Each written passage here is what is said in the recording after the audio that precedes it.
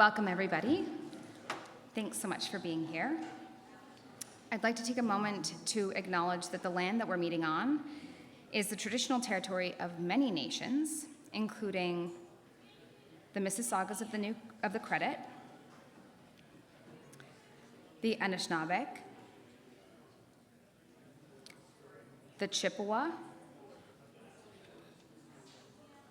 the Haudenosaunee, and the Wendat peoples, and is now home to many diverse First Nations, Inuit, and Métis people. We also acknowledge that Toronto is covered by Treaty 13 with the Mississaugas of the Credit.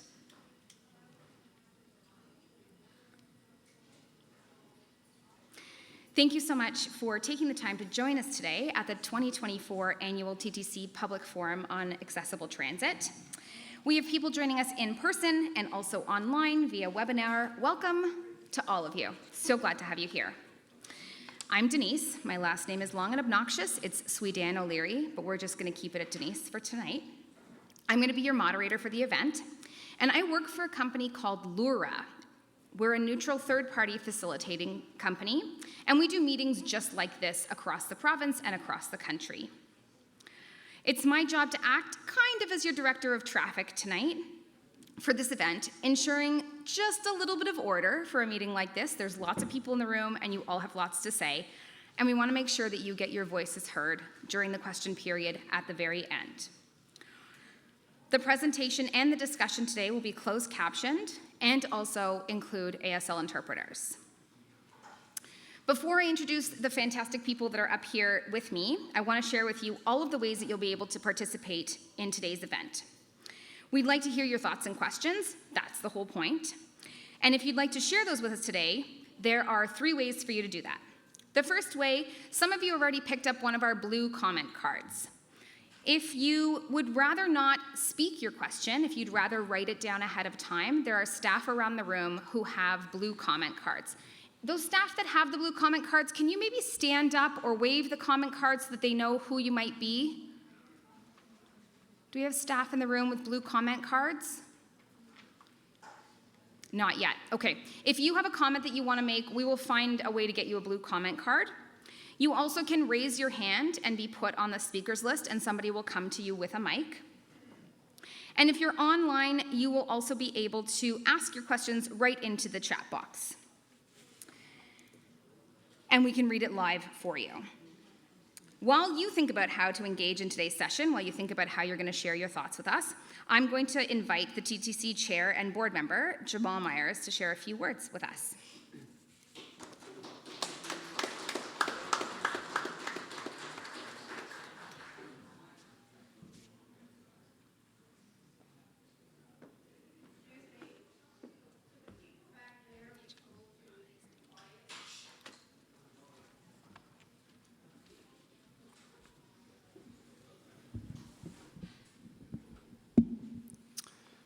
Welcome, everyone, and thank you for joining us in person and participating virtually through the webcast.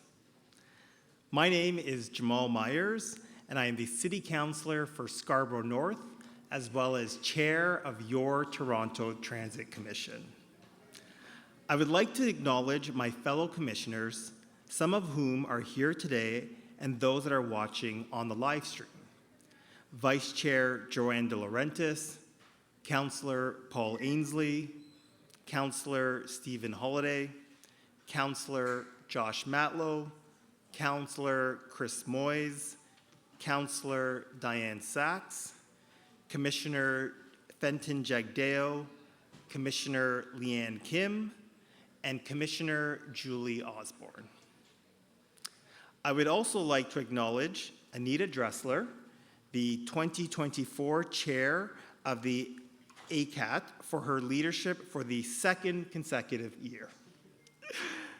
And thank you, of course, to the wonderful staff at the TTC for organizing this important annual forum. I will keep my remarks brief as I look forward to hearing feedback, suggestions, new ideas, compliments, and criticism from those that matter the most, which would of course be you, our riders. The TTC's mission statement is to serve the needs of transit riders by providing a safe, reliable, efficient, and accessible public transit service through a seamless, integrated network, creating access to opportunity for everyone.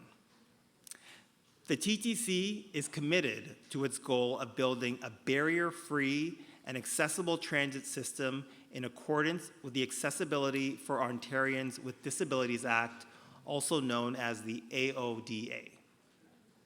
The TTC has made major advancements in the past decade to make public transit more accessible for everyone, including 55 of our 70 subway stations are accessible today, including the Donland station, which recently became accessible.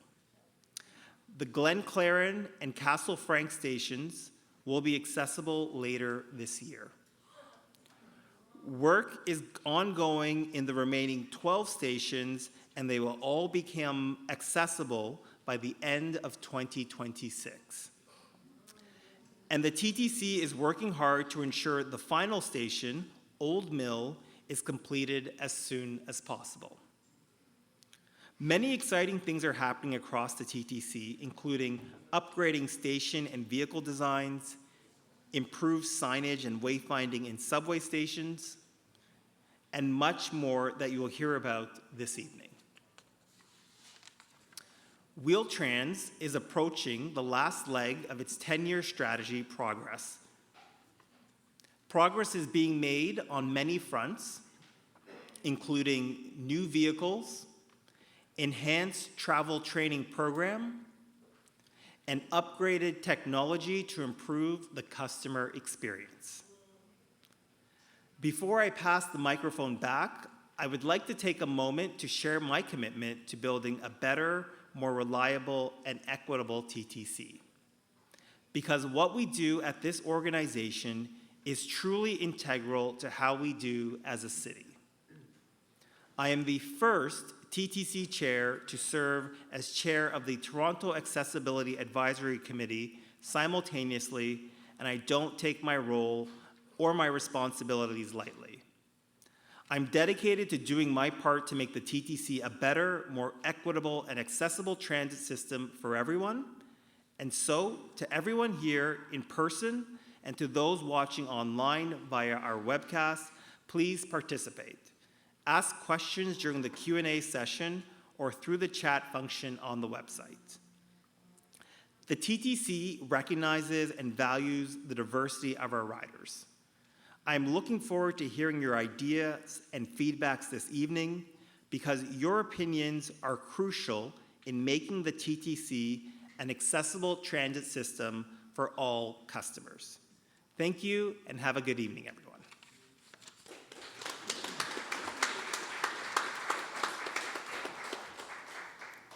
Thank you so much, Jamal.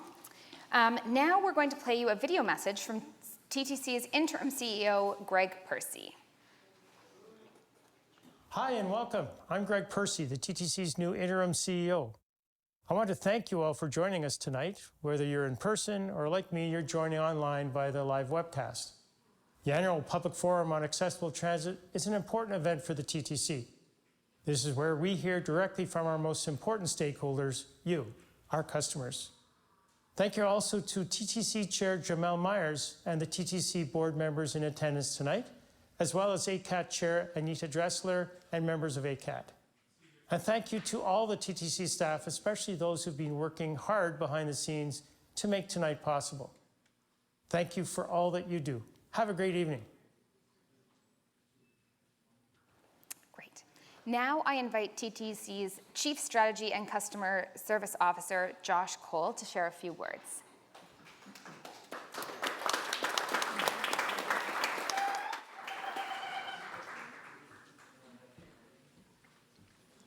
Thank you very much for that introduction, and thank you everyone for being here.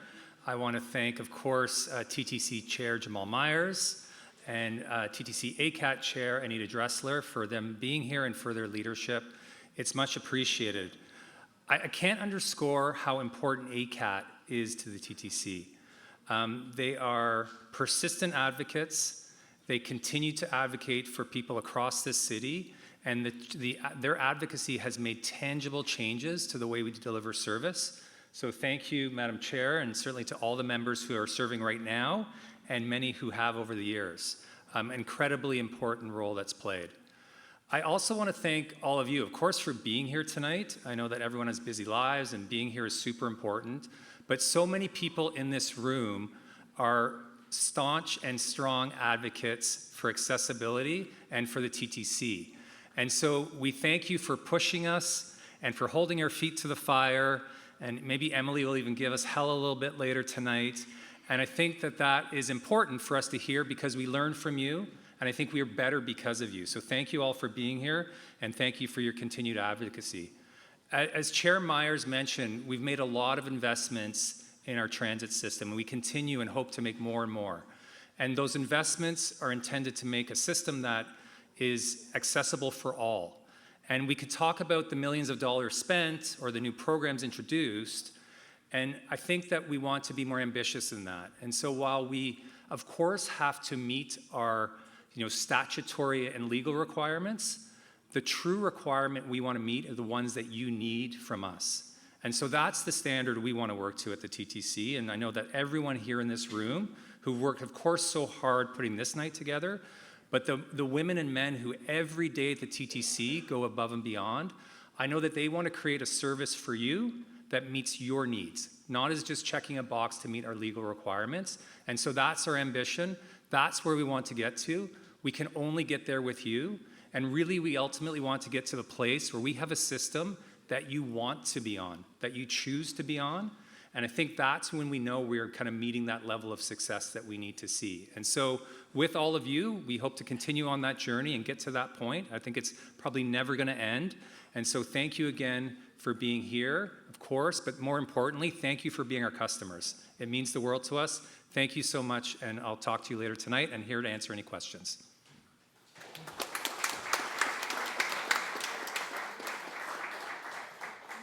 Thanks so much, Josh. That was a great step up onto the stage. Well done, you. So tonight we have two things that we're going to do together. First, the TTC will share some updates on how on its ongoing work to provide barrier-free and accessible service that allows freedom of travel for all customers. And then we're going to turn it over to you.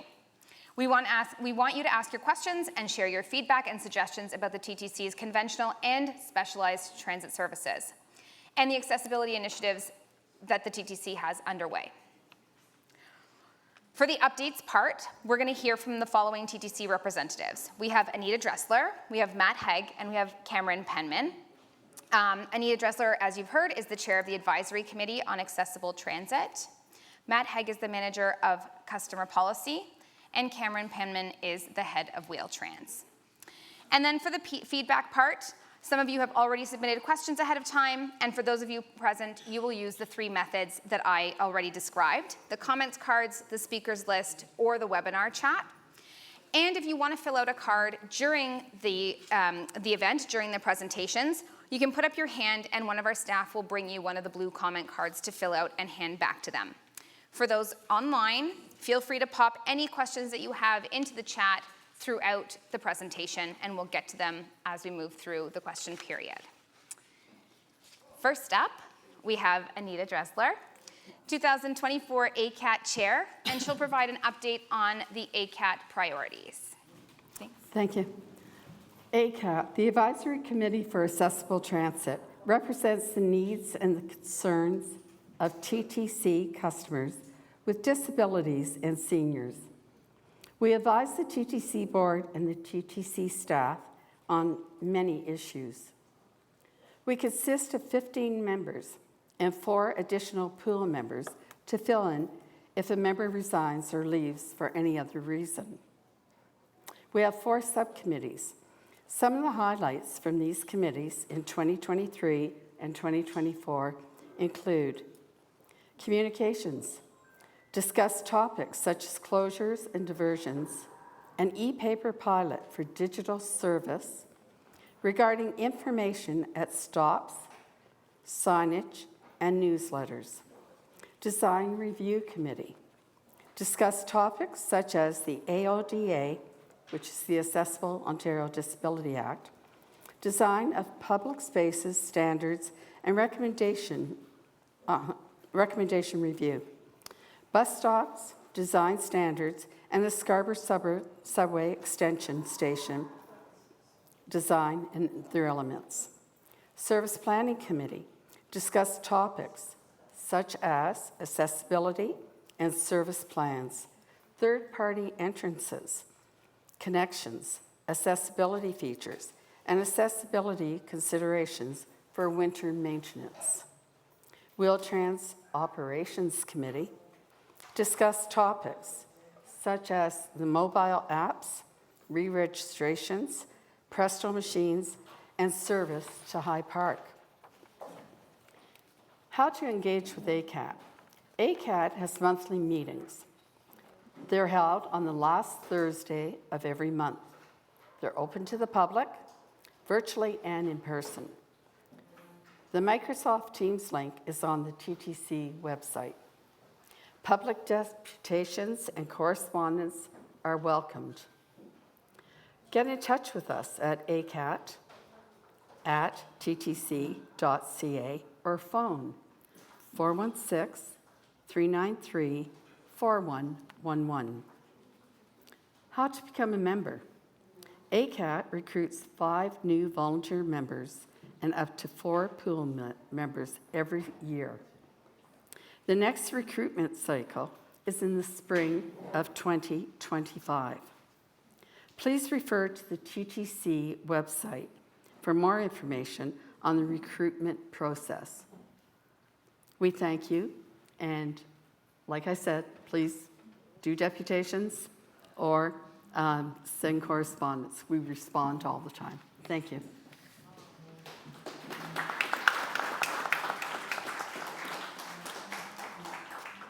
Thanks so much, Anita. And I'm going to turn you over to Matt Haig, Manager of Customer Policy, now to share a TTC accessibility update. Thanks, and good evening, everybody. Tonight, I'll provide you with a brief update on the TTC's ongoing work to make our conventional transit system, so that's subway stations, trains, buses, and streetcars, accessible to customers of all abilities. As Chair Myers mentioned, we now have 55 accessible subway stations. Since the last forum, elevators and other accessibility features have been completed at Dawnlands, with 14 more stations under construction. The photos on the screen show the completed work at Dawnlands and some of the significant construction efforts underway right now at Glencairn Station. We're also working with third-party developers to create new accessible station entrances. That work's underway at several stations like Dufferin, St. Patrick, and Shepherd Young, and it'll provide new elevators and stairs to make it easier for everybody to access the TTC. And we're also upgrading our center platform tactile wayfinding to meet modern international standards and make it easier for people with vision loss to navigate along subway platforms. Next slide, please. Moving along to buses. We're continuing to make more and more bus stops accessible, with hundreds of stops now in the design and construction process. The photo on screen shows an example of a newly accessible bus stop on Wilson Avenue. To ensure those bus stops remain accessible and in a state of good repair going forward, we'll also be conducting bi-yearly audits of these stops, and that's in order to track and prioritize future upgrades. We've also recently launched a new educational campaign that's internal facing for our bus operators, and it's really to make sure that they're current on securement and priority seating. It includes a really helpful video showing how to secure mobility devices. Next slide, please. Low floor vehicles, they now operate on all of our streetcar routes, and we have 60 more of them currently in delivery to support increased accessible service in the future. The photos on screen show some of the streetcar accessibility features, including ramps, accessible doors, and stops. We are continuing to improve streetcar stop accessibility, and we're planning to install more of the modular streetcar platforms shown in the first photo there along the King Street Transit Priority Corridor. Next slide, please. We're also working to implement new accessible customer experience initiatives. Thanks to feedback from ACAT, we're making it easier to enter stations through the fare gates by making some timing adjustments to the fare gates, and that will really reduce some tapping errors that we've been seeing. The first photo on screen shows an example of a customer using one of those accessible wide fare gates. We're also continuing our partnership with Magnus Cards. If you haven't heard of that yet, it's a digital life skills app with guides to help neurodiverse persons perform everyday activities, including learning how to use our bus, streetcar, and subway system. And an example of that app is shown in the second photo on the screen. And we will be updating these decks in the coming months to reflect some changes to Presto and upcoming lines 5 and 6. We're also upgrading our benches in subway stations and bus terminals. The third photo on the screen shows some of these new benches at Davisville Station.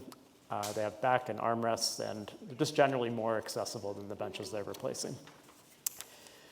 And last but not least, we're right now putting the final touches on our new 5-year accessibility plan, which is based on feedback from our consultations over the past year. So you can expect that plan to be published by the end of the year. That's the end of my update. Thanks, everybody. Looking forward to hearing your feedback.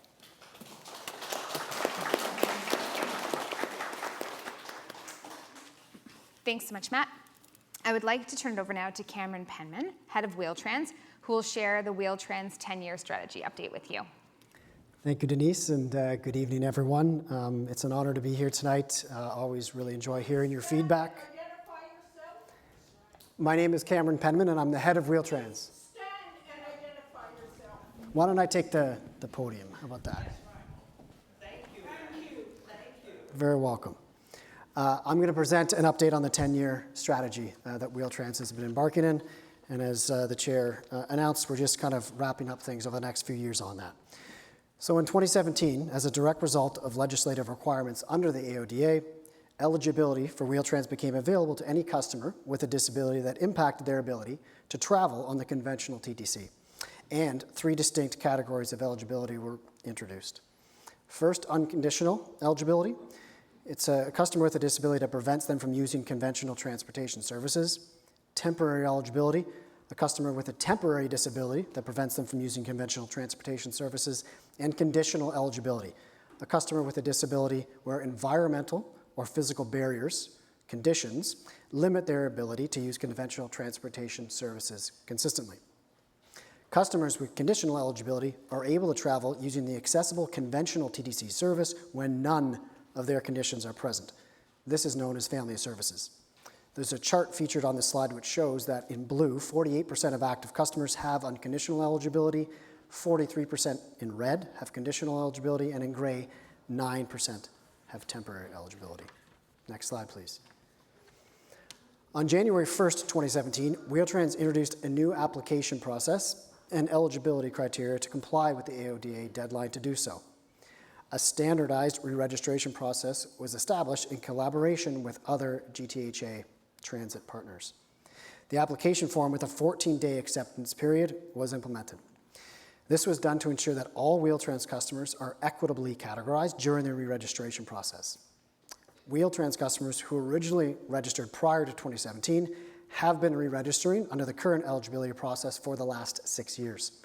In total, Wheel-Trans had 19,000 customers that were registered prior to 2017, and this slide shows a pie chart that displays in blue the number of legacy customers that have already re-registered, which is about 15,500 or 82%, which is fantastic.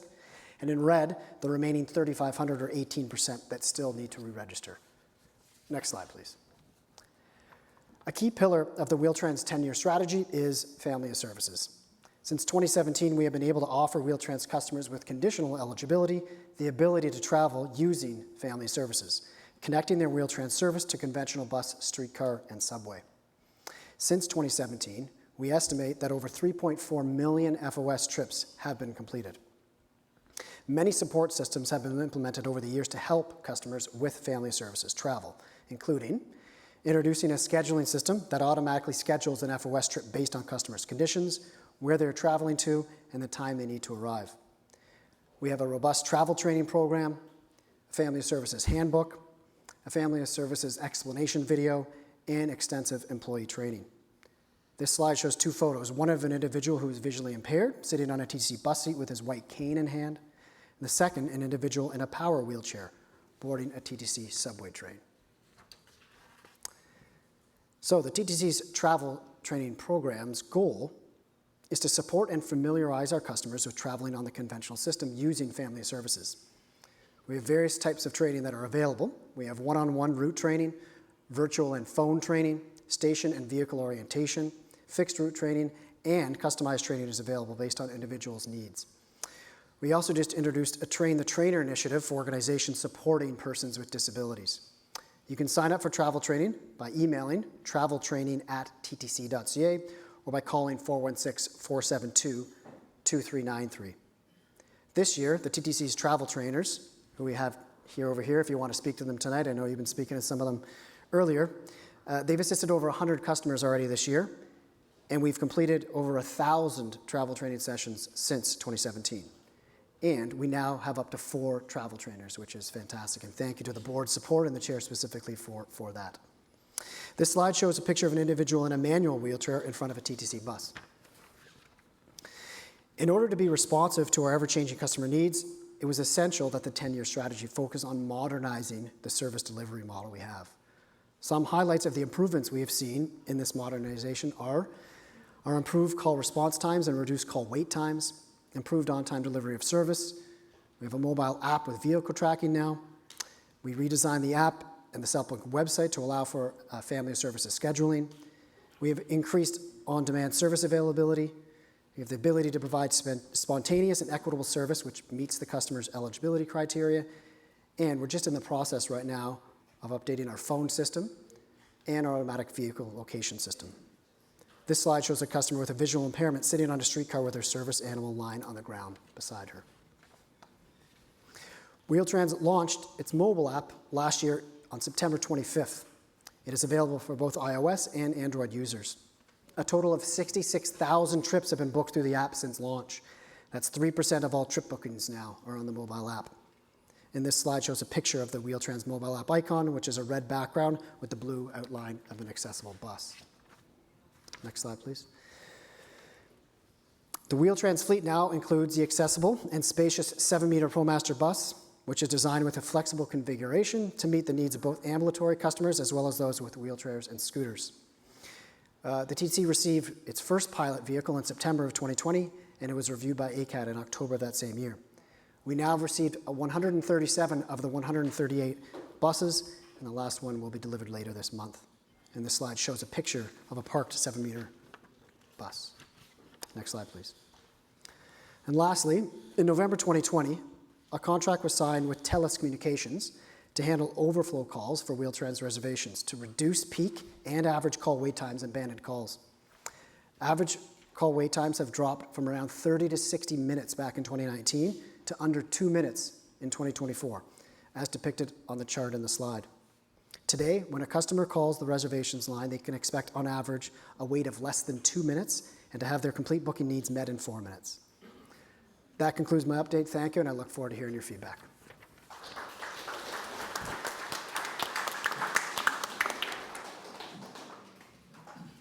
Thanks so much, Cameron.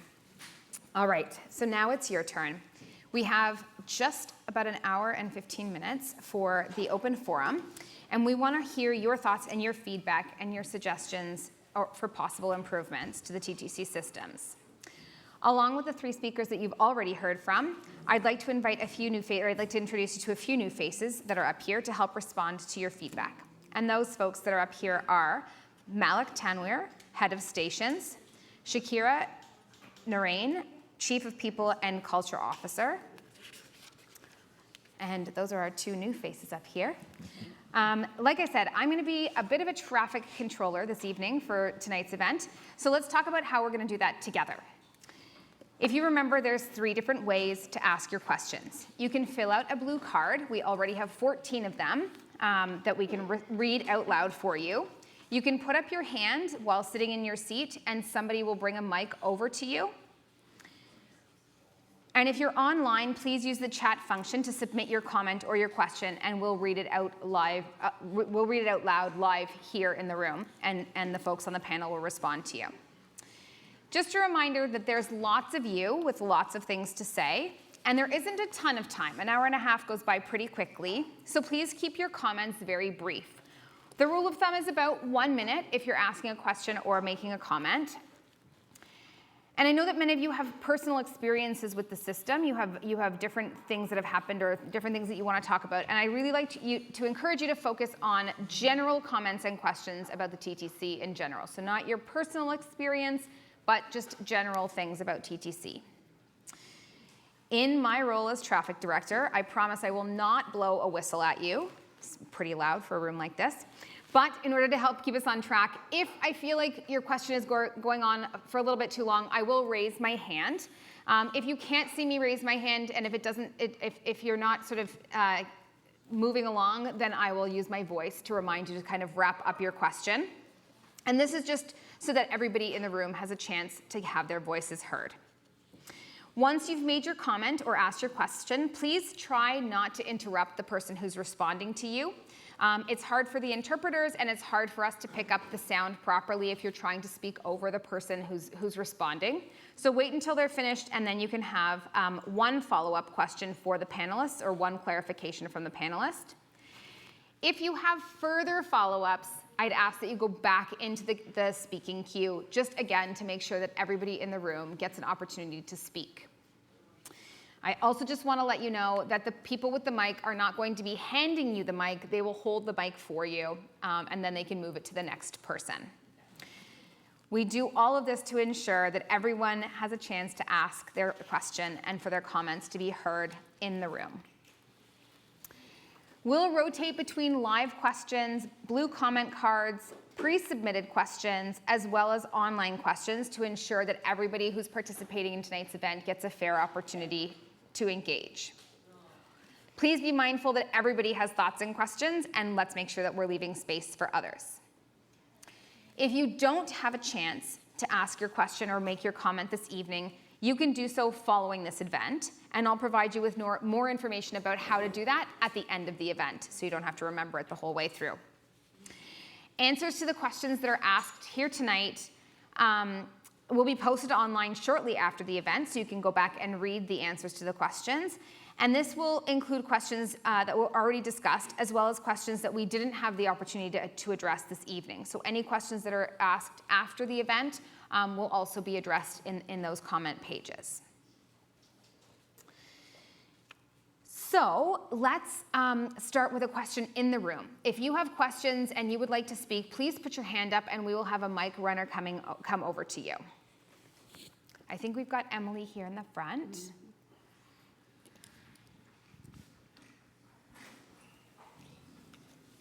Very quickly, two things. One, why, after 3 years of promising, are Wheel-Trans customers still treated like second class when it comes to customer service? Our customer service hours are not 7 a.m. to 10 p.m. the way they are with the conventional side. Added to that, why is it that the chat feature on the website is only available during business hours? It's not fair that people who are legally deafblind don't have the same access to Wheel-Trans customer service as able-bodied. The other part is, and this is to the conventional side of the system, why is it almost every single day, nearly every single bus, I'd say about 85 to 90% of the time, drivers are not getting up out of their seat to lift the seat or move people back? Why am I having to have verbal fist fights and be verbally, physically assaulted by other customers in order to get on buses? And when I do try and report it, there is zero to little follow-up. I'm trying to use the Safe TTC app the way TTC wants us to, but now we're losing the Wi-Fi in the subway stations, so those of us who can't afford a nice cell phone plan the way most of you up there on the stage can afford, we lose access to our safety because we will lose Wi-Fi in the subway stations. those are my 3 points. And I would just like to say that Wheel-Trans customers are not second class. People who are multiply disabled, I'm in a wheelchair and I'm legally deafblind and I have Asperger's autism spectrum disorder. I'm trying to use a conventional system on a daily basis just to get to work because I can't rely on Wheel-Trans. And yet I'm being assaulted and denied equal access to transit by the very operators, even brand new ones. Don't customer service me. I want the answers, and I want reasons, and I want things dealt with. Thank you. Thanks so much, Emily. Emily, thank you very much for your feedback, as always. I think that you make a very good point in terms of the customer service hours. And I think what Emily's referring to is Wheel-Trans customer service currently does not operate under the same hours as the conventional customer service. So that is something that we're looking at, Emily. I know that's something that we've heard in the past, and it is something that we actually have a request in right now for 2025 to make that change. So we are doing our best to extend those hours to try to become equitable, like you said. And the second part of that was the chat feature. And so right now, those employees, those customer service employees that are staffed to what you're referring to as limited hours, they are the ones who respond to that chat. So kind of with that, if we're able to extend those customer service hours to become more equitable to the conventional side, we're able to extend the hours of the chat as well. Yeah, so thank you for the feedback. I really appreciate that, and we're working on it, and I hopefully I'll have a really good update next year at this forum on that. I can take a crack at the third question. So it's certainly not what we want to hear about. Hi, Emily. About drivers not getting up out of their seats to help with the priority seating area. I did mention in our presentation earlier that we have a new educational campaign for our bus operators because we know we need to make it better efforts to try to change that behavior. So that's something that's ongoing. We do have our head of bus, Robert, in the audience tonight. So it's on the your left side of the room, my right. I'm sure he'd be happy to talk with you further individually if you'd like. Test. Oh, there we go. Sorry. Hey, Rob. Hi, Emily. How are you? Thanks for the opportunity earlier on today to talk to you about some of this stuff. So some of the things that I can tell you is that we are working very closely with Wheel-Trans on improving the customer service experience for those using the conventional service. That comes with workshops across bus transportation for operators to refamiliarize themselves with the not just the policies but the actual physical securements of the accessibility mobility devices. The operator recertification program is being redesigned for 2025, and it will include accessibility curriculum, which are just a couple of measures that we're taking to improve that customer experience. When you don't have a good customer experience, it's just simply unacceptable. I can tell you that operators are held to account when we do get those complaints that have the enough identifying information to identify those operators that we do hold into account. It's just simply not the experience that we want you to have. I hope that's somewhat helpful, and thanks.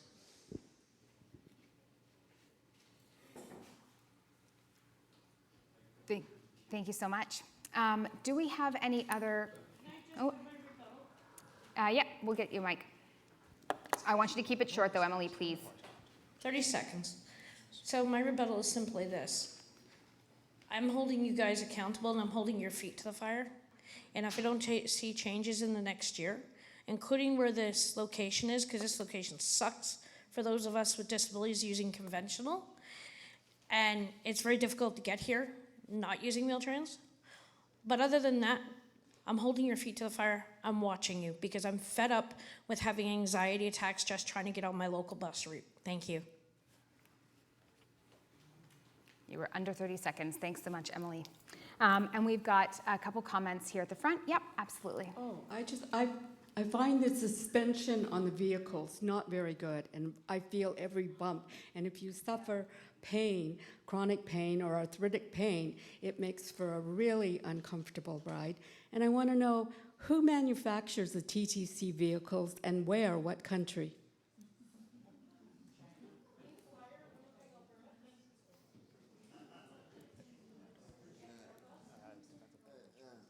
So, thank you. I mean, I can speak to the Wheel-Trans buses.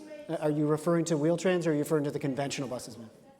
Wheel-trans vehicles as well, the Okay. accessible and the, yeah. So I can speak to the Wheel-Trans buses. So they're actually kind of put together by two different companies. So we have a manufacturer, and then we actually modify them slightly.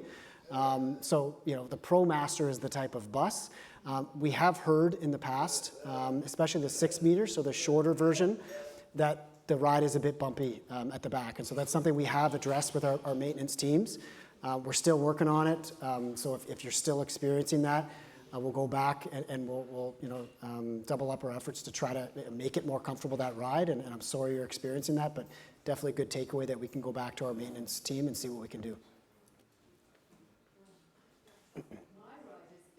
Short, but the bus driver the driver who was there all the time, I mean, he could suffer down the line, workman compensation, because I can't imagine being on that ride for a number of hours when mine is very short. And what country are the vehicles manufactured? I believe they're manufactured here in Ontario. Yeah, I'm not too in North America. That's for sure. Yeah. Not Boeing. Thank you. Thanks so much. Do we have any more questions from the floor right now? Okay, we've got a question over here.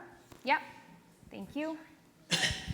Hello, this is Alex. Well, I just want to talk about Ontario's One Fare program, which allows Presto card, credit card, and debit card users to pay only once when transit between TTC, GO Transit, Hamilton Street Railway, Burlington Transit, Oakville Transit, Mississauga Transit, Brampton Transit, York Regional Transit, and Durham Regional Transit to only pay once with an applicable transit window. I know I find that okay, and it also works for TTC monthly Metro passes. I'm also want to mention, when will One Fare be added to TTC Presto tickets like the Day Pass? It is very frustrating that they're not eligible for One Fare right now, like with these white cards, the TTC Day Pass. When will they be added to One Fare? For example, tap on the TTC and then transfer onto the neighboring transit systems that take Presto. Same goes for one ride and two ride TTC Presto tickets. Also, one thing I just see is I would like the TTC to eventually remove cash fares from all transit vehicles, like buses, streetcars, along with tokens in the coming years, because it keeps drivers safe, faster, more reliable, more on time, eliminates fare disputes, assaults, and also, one thing about the TTC streetcars, they should make the streetcar horns more distinctive. They sound like regular car horns, but they're really big vehicles. They should make them louder and make a big truck horn. Thanks. Thanks, Alex. Thanks, Alex, for your question. Regarding the One Fare program, that is managed by Metrolinx on behalf of the province of Ontario. And they're essentially the ones who decide what is eligible and what is not. So unfortunately, TTC tickets, including day passes, are not something that's eligible for the One Fare program. There's a technical reason for it, which I won't get into here, but that's part of the reason. But we'll be happy to pass on that feedback back to our partners at Metrolinx. Regarding streetcar horns, we can pass that along to our rail vehicle engineering team as well. And I also suggest the removal of cash fares from all buses, streetcars, eventually in the facilities just beyond parking. Eventually, not now, not today, not tomorrow, but it should be the works for future. Keep drivers safe on the job. It's certainly something we're keeping in mind as part of our fare modernization efforts. So thanks for that suggestion. People with day passes are not happy with what being missing on One Fare. People with day passes are probably really upset. Alex, I'm going to have you just pause for now, and we can put you back on the speakers list. We do have a question from up front, but were there some in the back before we move to this one in the front? You had one from before? Yeah, okay. So we're going to do this one in the back, and then we're going to go to the online questions, and we're going to put you on the beginning of the next speakers list. Yep, go ahead in the back there.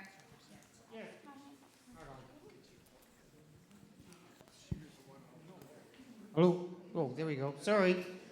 Yes, I have two questions. One, when you're on the wheel, like say if you're on TTC, people don't move, right? When you're getting on with your scooter, they don't move at all. That's disrespectful. And then when you're booking Wheel-Trans and you're on Wheel-Trans, they threaten you in person. They come out with their fists, wanting to fight you. I would like that dealt with, please. Thank you.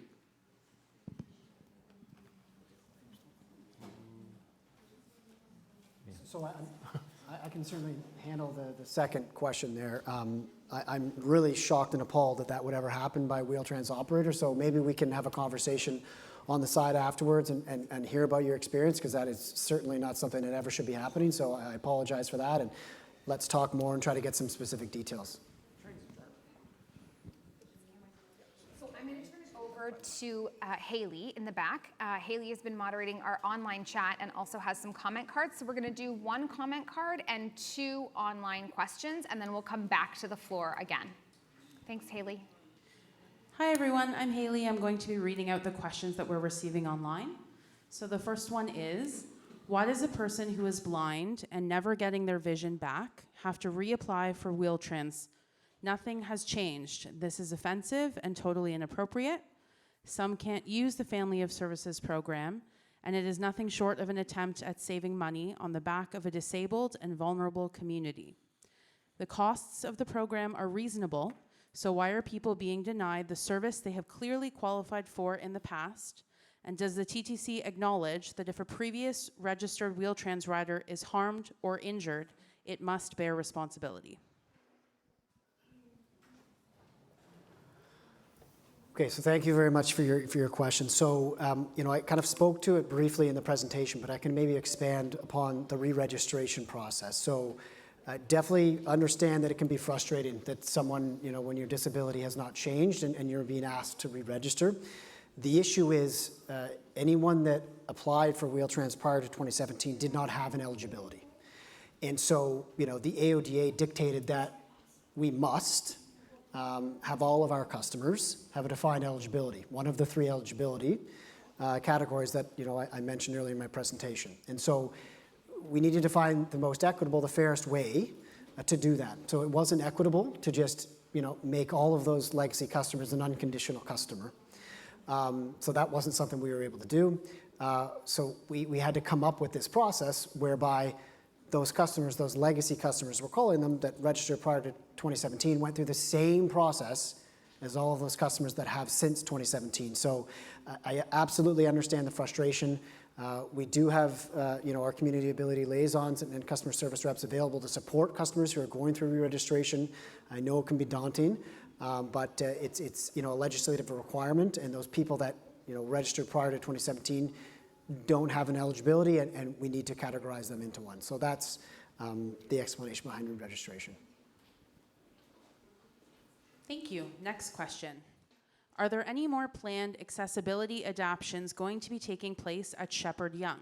Thank you so much. Thanks for that question. The answer is yes. Right now there is a new office and residential building under construction at one of the corners, and thanks to our partners there, they will be providing a brand new TTC entrance with a new elevator and new stairs. All of these will be designed to TTC standards, and it'll provide access right to the Line 4 platform. Thank you. So the next question is from one of the cards in the room. I have concerns with the access hubs. There are no washrooms, heat, no access to get a drink, and there is a safety concern. I was chased by another person trying to take my phone at Meadowvale and Don Mills. There's an address here I can share as well. Okay, so thank you for that. So that's something that we've worked on actually most recently, and the access hubs are larger shelters that are designed for customers who are traveling on the conventional system and to and from Wheel-Trans buses. So for those who are not familiar, they do have heat, which is fantastic. The heat does only come on at a certain temperature. But most recently, we heard some issues about Meadowvale Loop specifically, and where the access hub there, and we actually took some action with that and installed some additional lighting.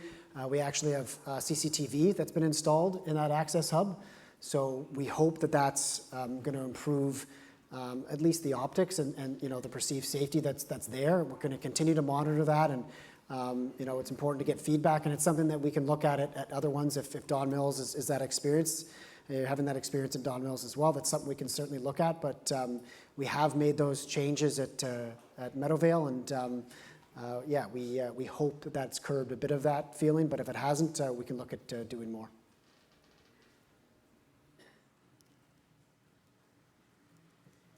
Amazing. Thank you so much. We're going to bring it back to the floor, and we've got a question down here in the front first.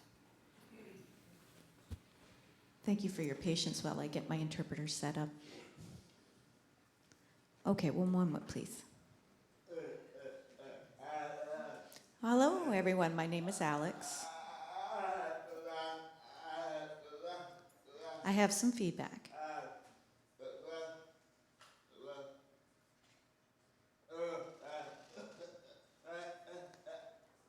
So I'm talking about City Bus.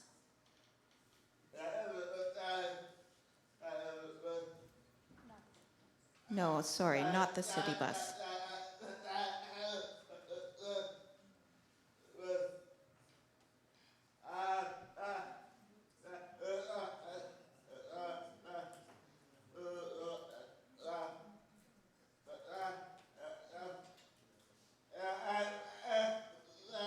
So we have those call buttons that alert to get the bus to stop.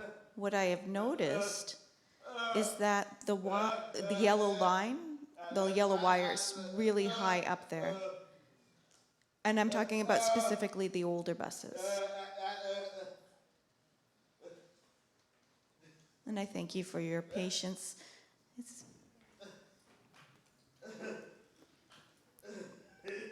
While my interpreters try to figure out what I'm trying to say.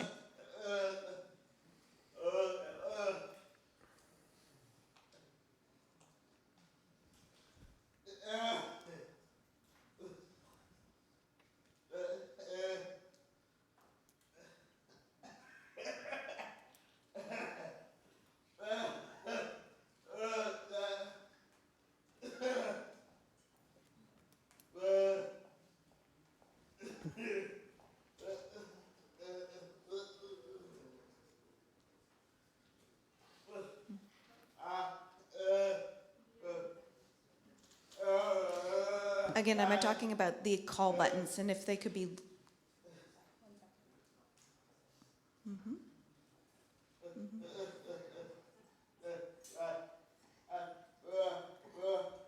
If they could be more accessible, to be easier to be reached?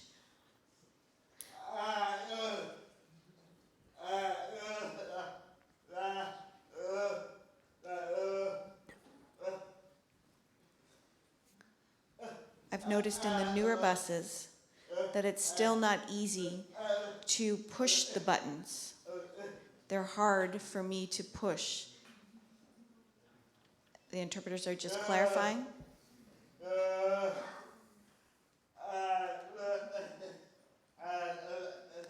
Just basically my point is the pushing the buttons to alert the driver that I want to stop is difficult for me to push in these newer buses. In the older buses, it was easy to just pull. It was a lot easier for me to alert the bus driver that I wanted to stop. This newer system is more difficult for me to use. And that's my comment. Thank you.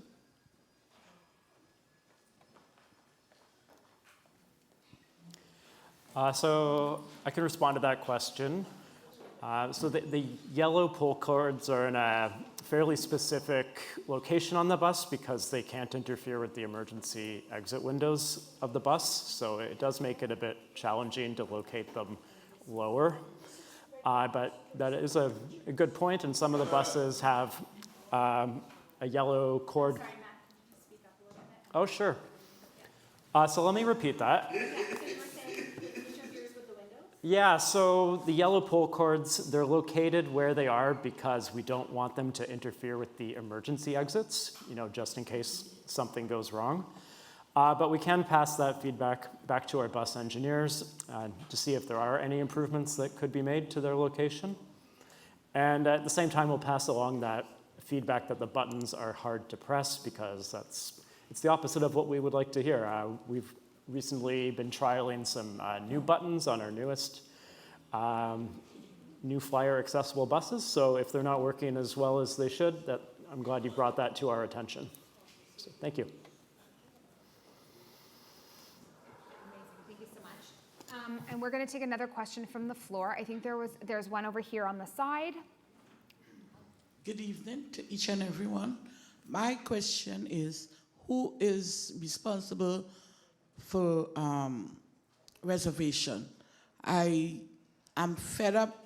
I cry. I've had enough over the 7 years I'm using Wheel-Trans. Just this week, I made a reservation to get to Centenary Hospital for 6:30 in the morning. And I got a reply that the pickup was 3 o'clock. I live at Don Mills and Shepherd.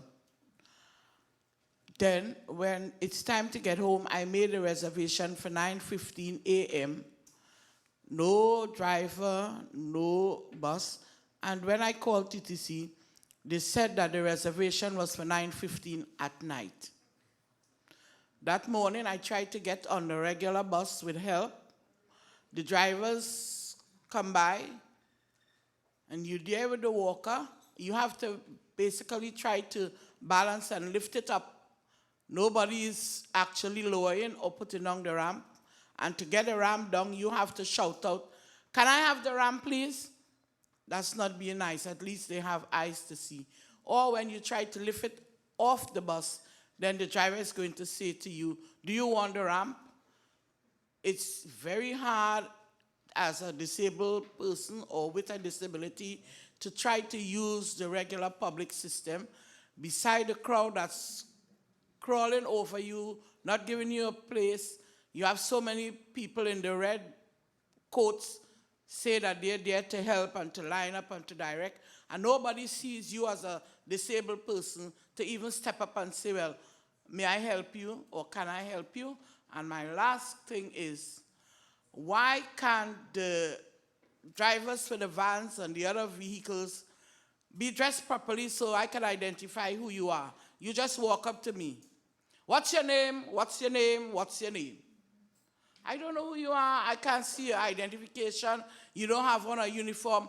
That's why I love my TTC drivers. They look cute. They're well dressed. I just love my TTC drivers. Who is responsible? Thank you. So thank you very much for those questions. So I can handle the kind of the first one and the third one. So the first being reservations. I'm sorry for that experience. I think that Loden Hassan, who's our manager of customer service, he's in the room. He hears that. Something we have to remind our agents about is asking if it's AM or PM. But if there's anything specific, I encourage you just to talk to Loden. He's actually just behind you right there, and he'd be happy to kind of talk with you about any concerns you're having with reservations. And I think the third thing you said is about the dress code for accessible taxi and contracted drivers for Wheel-Trans. Something that absolutely we can look at. I definitely understand your point. We want to make sure there's professional looking as possible, but also that you're not missing your ride because you're not identifying someone. So thank you for the feedback. We'll take that away. Again, our manager of contracted taxi service, David, is in this room tonight as well, so he hears that, and we'll take that aside and see what we can do about that. So thank you.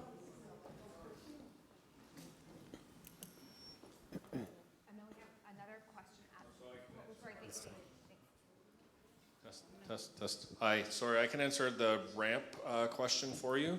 So the operators are actually trained to engage customers who do require the ramp, and the reason for that is actually safety.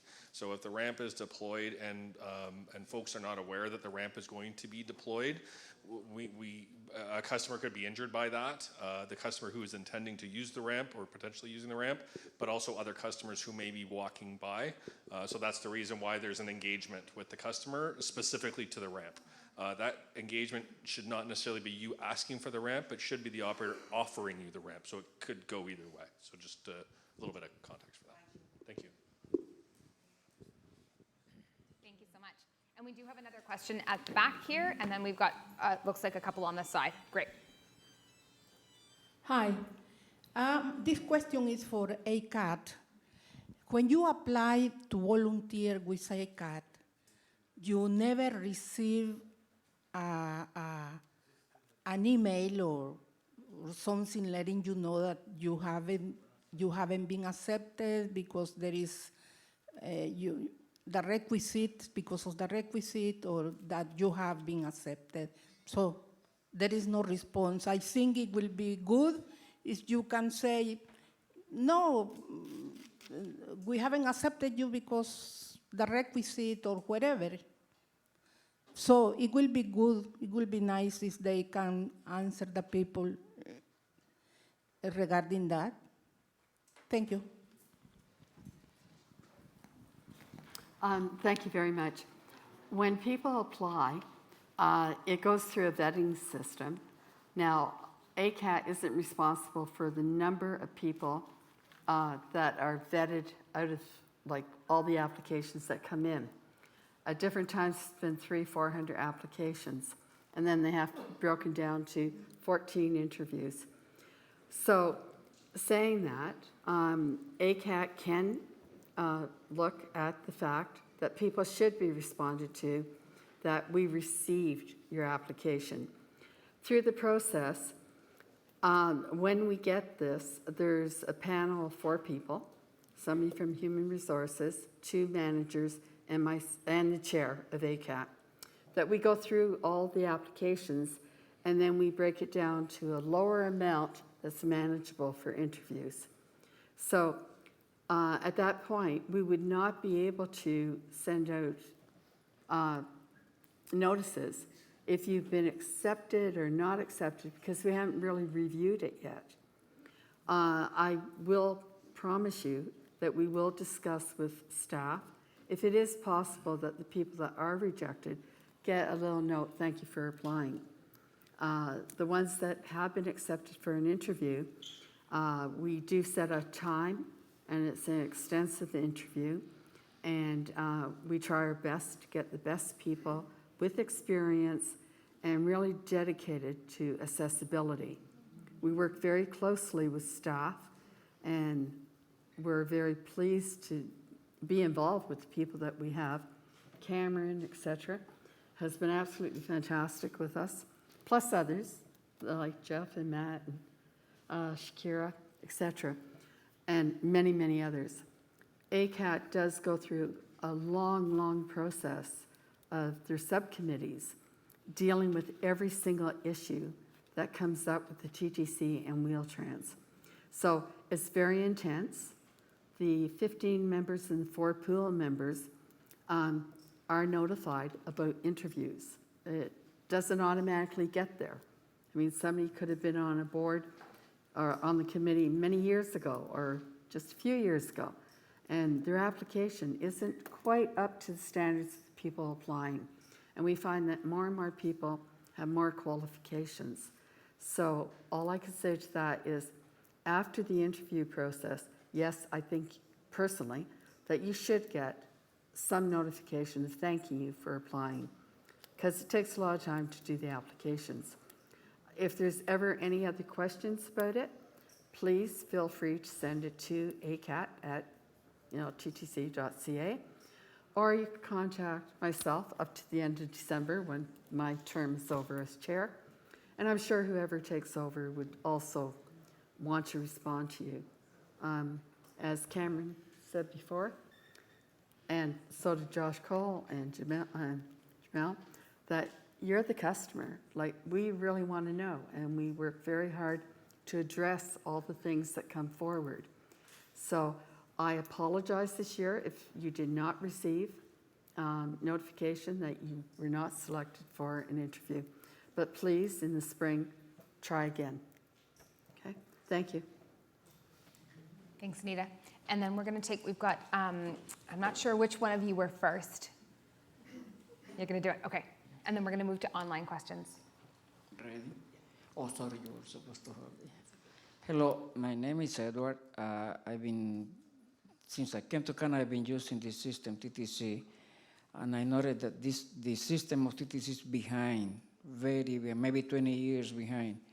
And there is many things that have to be improved, yeah. And I don't have a question, but some suggestions that I believe will make things easier for us as the way we are. And the first thing that I mentioned, those buses, they have a big fender I normally use a scooter when I go to do my grocery shopping, so I cannot do it in my wheelchair. I have to use my scooter. It's very painful to get in. I was staying in Hamilton. The system in Hamilton is way better. They have the entrance. I told them if the fender inside, they don't need that big fender. If they cut it off 3 inches, it's enough for us to make the turn getting in. Only 3 inches shorter, that's more than enough. That's one of the things. The other thing is the bus driver, they have to fight with people outside when they have to deploy the ramp. I know the funding for TTC is getting very tight. Then one of my suggestions will be, because I have more suggestions than questions, and before they deploy the ramp, they should have a system which is not expensive, nothing to, to bring 2 big flag down the length of the ramp, say warning, the ramp deploying. People outside, they know. Just a flag. It's not a big thing, Just deploy the flag before the ramp is coming down. People know. If that ramp, once it's going down, it's a heavy thing. It can even kill people. And the driver has to be fighting with the people telling, stop, whatever. So that, to me, that's very important, in my opinion. One of the things, I have so many questions that I will ask you if there is an office or a place that I can go, because I have so many of them that this is not the time for me to tell everything that I think should be done. And they are very useful and helpful for everybody. I would like to know if there is a place. But anyway, so the other thing is the flag and the elevator problem. I moved to a place closer to the subway. Beautiful. I am very close, even walking distance from my place to Islington. I cannot use Islington. They don't have elevators there, and it's a very important station, the location, whatever. It's ridiculous that they don't put an elevator there. It's needed. So I have to go to Kipling, or I have to go to Royal York to get the elevators. And the buttons to get into to press, they are in the wrong place. All those buttons are in the wrong place. I saw a lady that fell down from her chair trying to reach a button in front of her. So the position, I think, is they are in the wrong place. Coming in here, I saw this entrance. I think that's the best way to do it. You have the thing there. You don't have to go all over. You just press it without doing weird movement. And as I'm telling you, I have so many things that I want to suggest. I took the liberty of writing down whatever I see to bring it to you guys, but I know we don't have enough time for that. That's why I'm asking you if you can give me an office or something that I can speak with somebody, freely with my suggestion. And they are good, I can tell you, because I've been asking people their opinion, they agree. You want to say something? I'd love for you to wrap up. I think your suggestion to give you a phone number or a contact number is the right suggestion. And so maybe I'll let the folks respond to you, and I'm sure that somebody can follow up. So I'm going to pass it along to the folks at the table. Thank you so much. That's great feedback. Yeah. I can respond to the Islington station. It is under construction, and so as the elevator is going to be built by 2026. That's what the target date is. Once it's complete, and you can have the updates on as well if you want. We can, once you get to Kipling Station, we have a hub there, and if you want more information, we can also, all the information you can ask the supervisor on duty. I can respond to the 2 bus questions. So the first one was about scooters not being able to make the turn at the front of the bus. And the other one was a suggestion for some kind of announcement or flag to indicate to people standing outside the vehicle that the ramp is about to be deploying. So right now there's a beeping sound, but it's a fair point that maybe that's not sufficient enough, so it's something we can take back to our I also want to point out that I our- talked to my fellow customer to be able to see if there's a wheelchair coming on. Sometimes they get asked to Alex, it's really, I will seats up for them.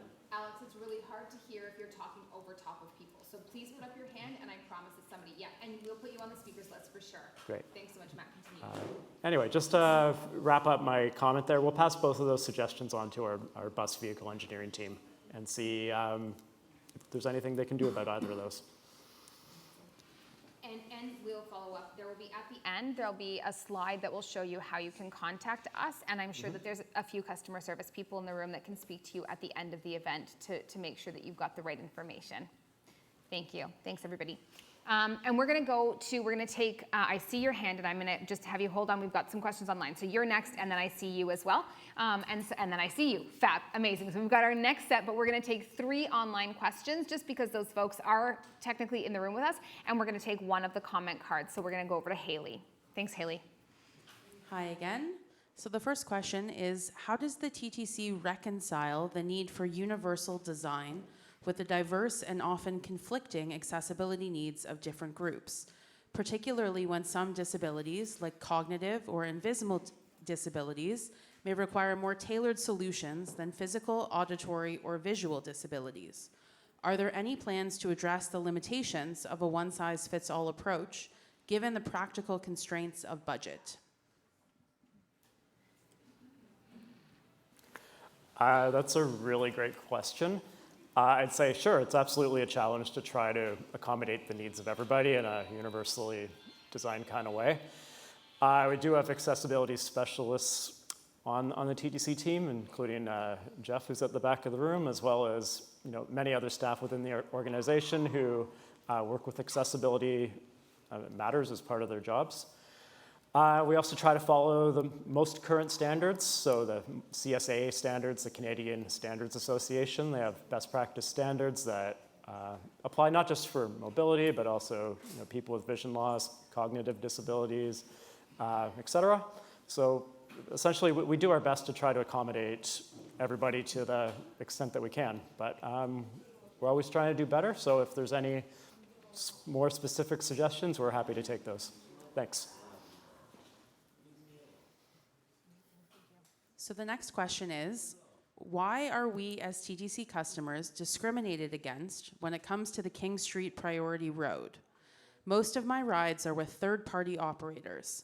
When I inquired about this, the TTC said that these third-party Wheel-Trans operators were not my first option, more often than not, so they should not be included, which I take to mean that if I want this perk, I should take the streetcar.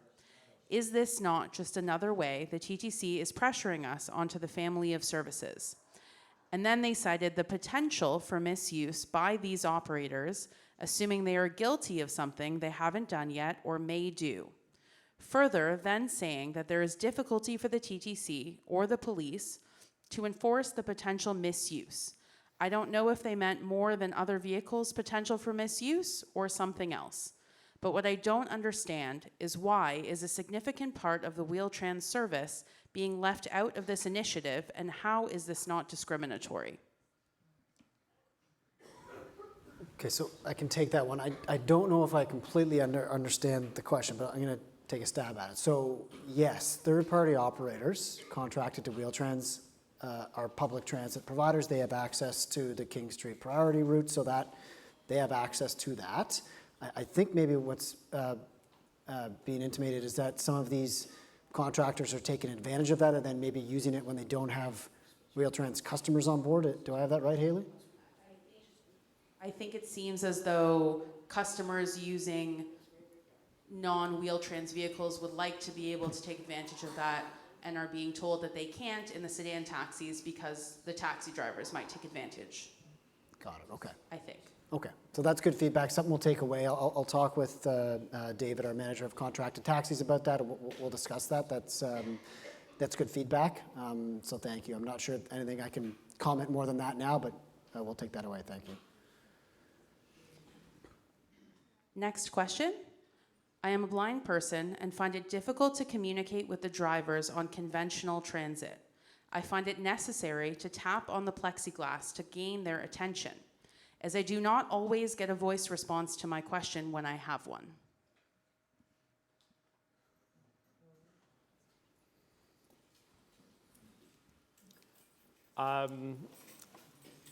So thanks for that question. One thing we are trialing, it's in design right now, is an improved bus operator shield. So we're hoping that makes it a little bit easier for everybody to communicate with our bus operators. Thank you. Next question. When can we see penalty points online for Wheel-Trans customers? So I can take that one. So that is something that we're absolutely working on. It was something we actually suspended briefly during the pandemic. Was for obvious reasons. We didn't apply penalty points to individuals who needed to cancel their rides or anything like that. But I know that's something we're working on with our IT team to have it more readily available for customers again and to have those alerts. I know there is a letter that gets sent out to customers, a warning letter if you are exceeding your life happens points, but certainly, feedback that we're working on, working with our IT group to have it more readily available to customers. So I'll speak with Loden about that and see if we can, fast track that to have it available for customers that they can just, sign in quickly and take a look at where they're at each month. Thank you. Thank you so much. And thank you so much, Haley. I just want to time check just so that we're aware. We've got about 30 more minutes of open question forum. So we're going to come back to the floor. We're going to take 4 questions from the floor, and then we'll go back to the online and the comment card. So we've got this person here. Hi, my name is Tim, and I have a question about the access doors from malls to the TTC stations. Why have there not been automatic door openers installed? College Station is one example. The station right here in this complex.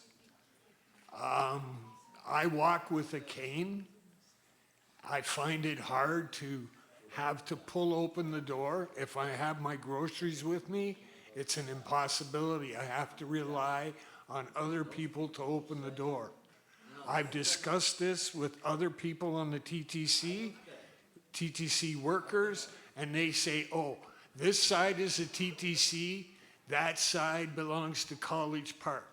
That side belongs to North York Center, this side belongs to TTC. Enough of the fighting over who owns what.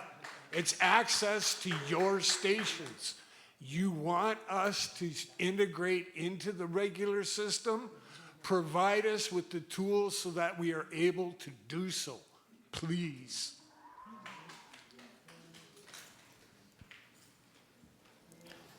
So I'll take this one for College Station. It's going under a lot of construction for the accessibility second entrance. And part of that one we'll take that feedback, and when we do the property contracts or between the adjacent property or the connecting properties, we'll make sure that that's there. And when the contract is up for renewal, we'll see what we can do, but that'll be our property guys who can enforce the contract and have the entrances changed. But TTC is working to change some of the doors into a sliding door so it becomes a barrier-free access. I'm not necessarily asking for a sliding door. Right. Just an automatic door opener. Now, this is an ongoing situation at College Station for multiple years. It takes exactly 6 hours for 2 technicians to come in, run the wiring, put up the system, and hook it on the door. What's the problem? Yep, so let me add to Malik's response.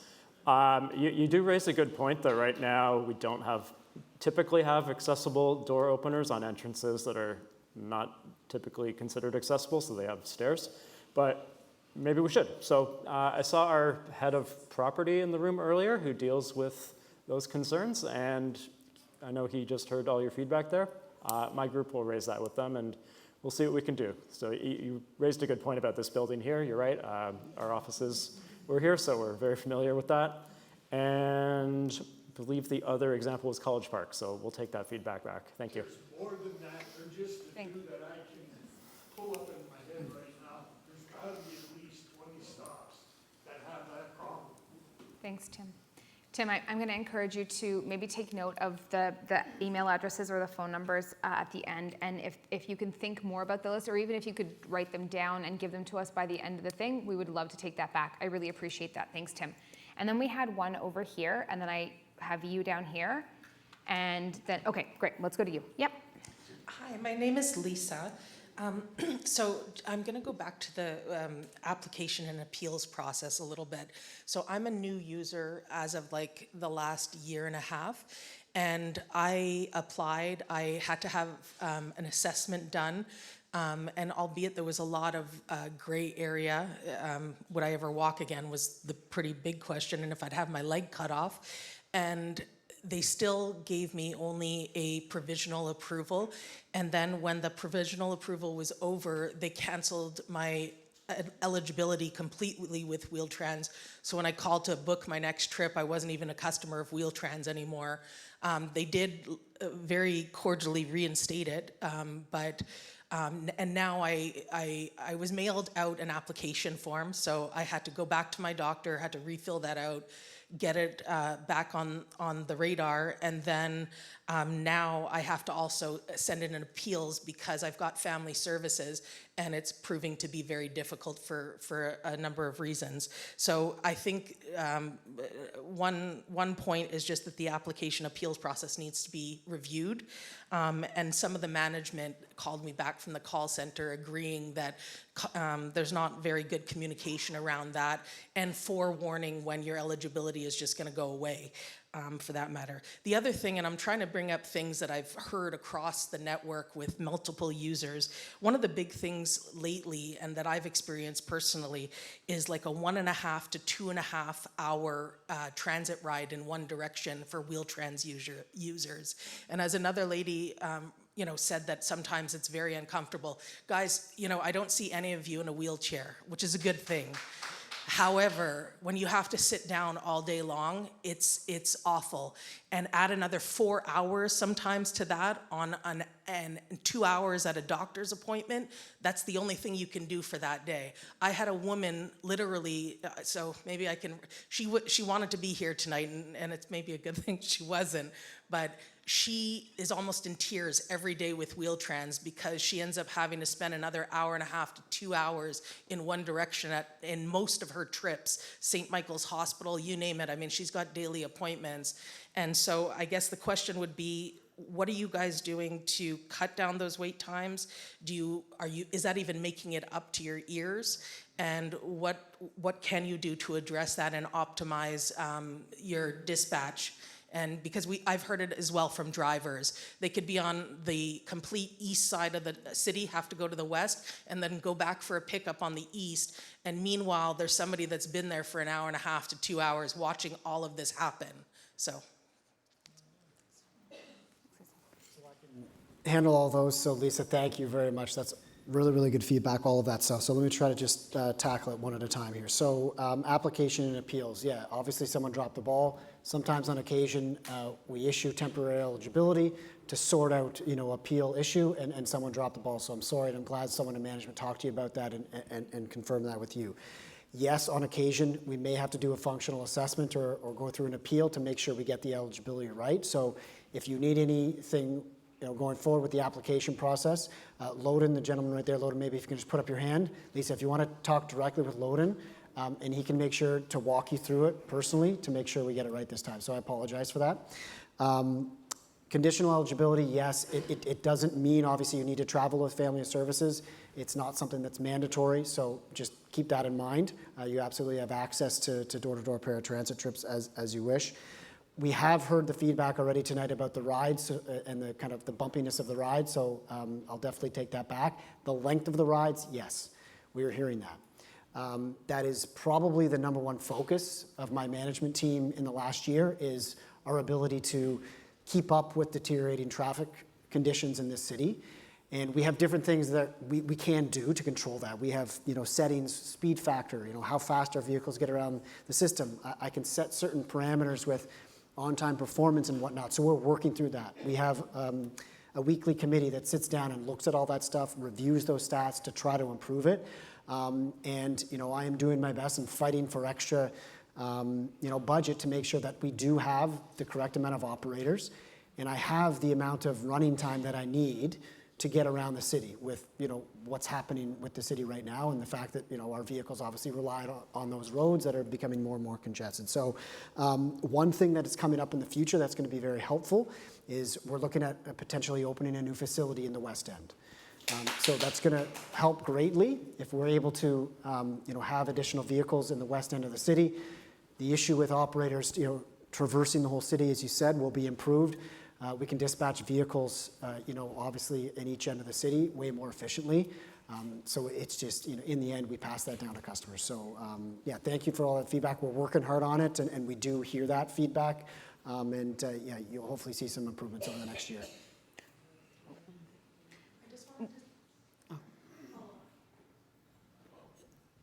Just a real quick note, just to that's thank a good answer. the leadership here tonight for engaging and for having open ears and wanting to help us and wanting to put together a better service so that we can get around the city better. Because at the end of the day, I mean, we're all neighbors, right? So whether we're in Wheels or not, so. I was going to say something else. All right. Regarding the appeals, you had mentioned Wheel-Trans has gone to great effort to set up an appeals panel. So if you have an eligibility that you feel is unfair or you can't manage, the appeals, all you have to do is ask for an appeal, and you come before a panel of 3 people. One is an occupational therapist, one is a staff member. Quite often it's a divisional manager that knows where the buses are going, the routes, etc. And the third one is an ACAT member. So we review everything. We review your application, we review your doctor's notations, and the occupational therapist that gave you the assessment. We don't always agree with what has been marked. I'll use rush hour as an example, where you get door-to-door during rush hour, but the other times you have to use family of services and use public transportation. So we actually sit there and we listen very carefully. We ask questions, and you're allowed to ask questions back to us. Quite often we do suggest travel training, because travel training people really give a lot of safety tips and other tips that make it easier for you to use public transportation. After you leave the room, the 3 of us actually discuss the case, and we make our recommendations to the TTC if that eligibility should be changed, kept the same, or additional things added, such as winter service, because that impacts on your health. So we take it very seriously, and Wheel-Trans has done a fantastic job setting up the appeals panel. So if your eligibility is not what suits your condition, please put in for an appeal. We do listen very intently, and the TTC wants to get it right. Thank you. Thanks, Anita. We have one question down here in the front, and then we're going to go back to Haley. And just again, a time check, we've got about 15-ish, maybe 17 minutes left in the open forum. So this question down in the front, and then back to Haley. I actually technically have 3 that I'll make quickly, very short. I'm going to time One, you. who's going to keep, who can check in on Main Station? Because Main Station has gone down twice since June, and we have lost our elevator. And it now takes most of us who are on wheelchairs, walkers and scooters, literally anywhere from an hour to 2 hours to get to wherever we're going. And it's despicable. For me, I've got to grab a bus from where I live to Main Station, grab Broadview, go to Broadview, and if Broadview's down, I've got to grab another bus or streetcar to get down to where I'm going. And I've timed it. It literally takes me 2 to 2.5 hours to get down to my job site or my school site on the weekdays and on the weekends. The second thing is, who's holding your drivers accountable? Whether it's whether it's Wheel-Trans or the taxis, because we get one of these notices for no-shows 4 times a week, and the only thing that's on it is the time that they left. There's no information for the driver. There's no information of when they showed up and or anything else that's supposed to be filled out. And on top of that, some of your second contracts are showing up at the wrong buildings, because some of the tenants that are supposedly in my building are actually in the other building, that's the other round building for Warden's area. Those are my 2 questions. Thank you so much. I'll take the question from main station. We do check every morning about the elevating devices in all the stations. Main station, if we come across the issue, we just raise concerns with the elevating devices and get it done as soon as possible, but sometimes we come across issue with the parts. The thing with that though is it's been down since June. And in June, they put a notice saying July it was gonna be fixed. They fixed it for a week and then it went down again and we got told August, then we got told September, and now they're telling us October. October 26th. Okay, I'll follow up and definitely you can definitely we'll follow up on that one. I'll check with the elevating devices and see if we can make it faster or quicker and make sure that the things are done properly. But at this time, it's mostly because of the parts. That's what they fall behind.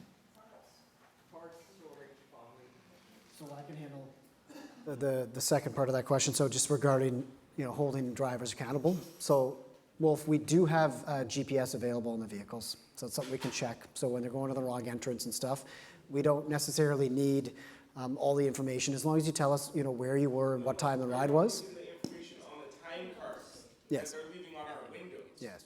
So we can actually, see ourselves through our technology when they were at certain locations, when they arrived, when they leave, and we absolutely hold them accountable. So we sit down with each of those operators, with those drivers. If there's an improper no-show, they haven't gone to the correct entrance, they've left early, etc. We're able to see, in fact, when they did leave and when they did arrive. So I can tell you we do hold them accountable, and we sit down and take appropriate action. Both, yeah, on both sides, the contracted taxis as well. Just a reminder that it's really hard, because you're not on a mic, it's hard for the rest of the folks to hear you, and it's also hard for folks to hear the people who are responding to you. So I appreciate that you want to clarify things, and what I'm hearing is there is a response to you, but I think what we'll do is we'll wait till the end for you to ask clarifying questions of Cameron or anybody else in the room for that. And then there was somebody else who was going to follow up on the second point. No, we're good? Okay, thank you. And I don't mean to cut you off. I want to keep us moving, and I want to make sure that people can hear each other in the room. We're going to take 2 online questions and 2 card questions. And I just want to remind you again that there are ways to have your questions answered after the event. Any of the cards that weren't read out or any questions that are submitted to us after the fact will be answered, and those responses will be posted online. So just to say, you might not have your answers heard right here, right now, but all of the information that's been shared this evening, and then any answers to any of the questions that come later, will be posted online for you to look through and see. Haley, I'm going to turn it over to you. Thank you. So the first question is around Wheel-Trans policy. A driver must pick up a person before the person leaving the vehicle is dropped off. Twice, a driver drove past my destination to pick up another person and then returned to drop me off, adding 15 to 20 minutes of travel time. Is it possible to request a direct return to my home? In this instance, the individual had just had a tooth extraction that was bleeding, and the driver drove all over downtown Toronto, picking up and dropping off 2 other people. So thank you for that.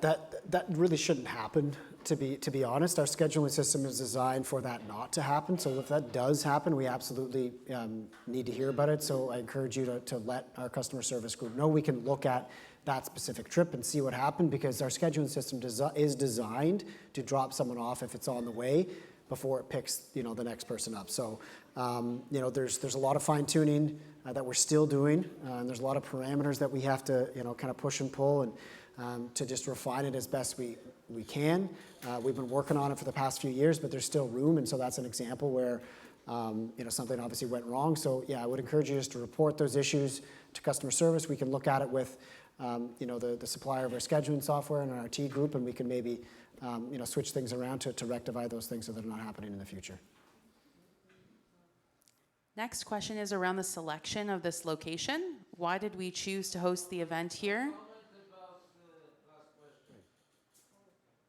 Particularly because it is quite difficult to get to using the conventional system. We can put you on the speakers list, but we're gonna continue with these questions. Absolutely. Yep, we'll put you on the speakers list for sure. And then everybody will forget what was talking about. No, it's okay. We'll remember. Thank you so much. I'm gonna let you respond. How do you know for everybody? Okay. So the question about the event location, yeah, we were trying something new in a different part of the city this time, but the feedback is noted, and if there's anybody else that has a similar comment, please let staff know. Thank you. I was trying. Thank you. Next question. Someone would like to know why the TTC stop signs, especially those for accessible transit, are not very large, and a lot of them are not specifically marked. Also noting that during a construction zone, a customer was directed to wait outside in a non-protected bus shelter area during the winter. So maybe just address the first question about the signs, please. Sure. Yeah, we'll have to take that feedback back to our design and wayfinding team who are responsible for those signs. I don't have anything else to add on that right now.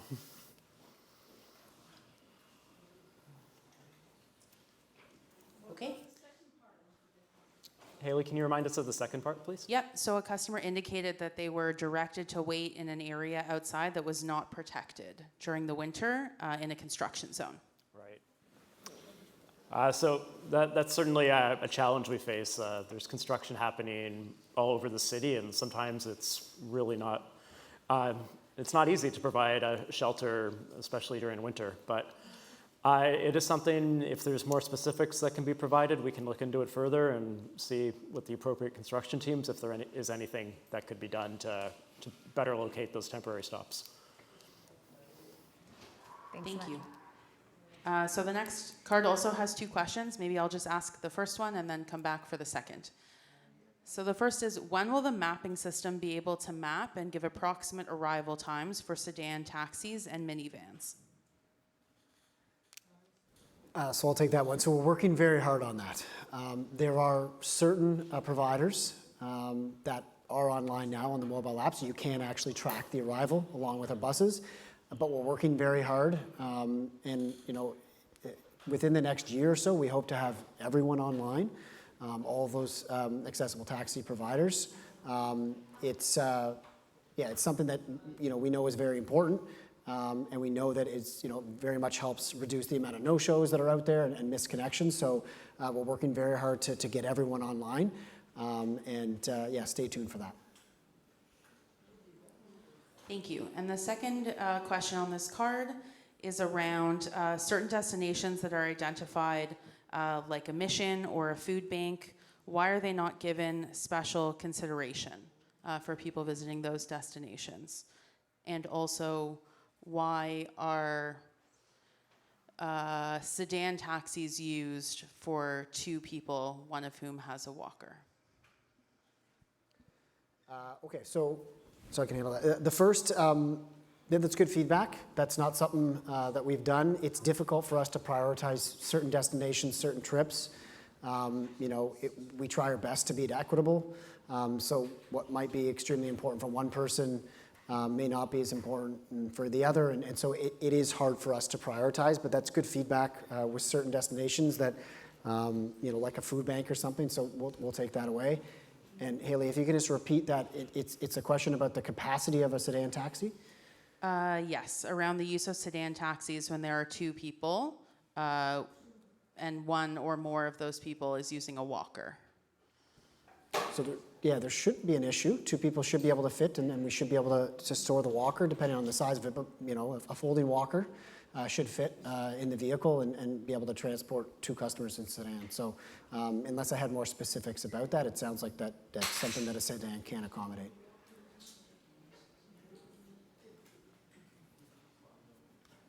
And Haley, that's the end of that comment card? Yeah, amazing, thank you so much. Okay, so we're gonna return to the floor. We've got about 5 minutes left, so we'll probably be able to take 1 or 2 questions. We've got this gentleman here who was over at the side.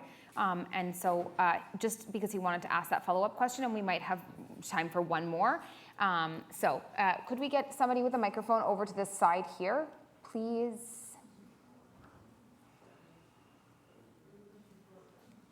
Actually, we're going to take the gentleman who had the follow-up question just 3 rows behind you. Yeah, thank you so much.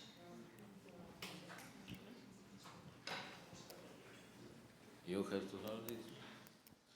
Okay, it was about that sometimes when there is a ride, the customer is passing his place of drop-off on the way to drop somebody else and then is coming back after a certain time.